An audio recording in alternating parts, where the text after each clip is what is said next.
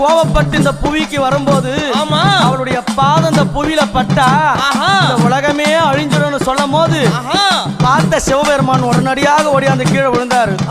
அவளுடைய திருமேனியான பாதம் சிவனுடைய மேல படணும். அவன் கோபம் தெளினு கீழே இருக்கிற கணவனும் தெரிஞ்சு கூட எங்க அம்மா அவ கட்டி நல்ல அம்மா கணவனைய அவ கட்டிய கணவனைய அவ காலால மேதித்தவளாம் அவ கட்டிய அம்மா கணவனைய அவ காலால அம்மா மேதித்தவளாம் அவ புலித்தோளாட காரியா அவ சில வளர்ந்த புங்காவன காரியம்மா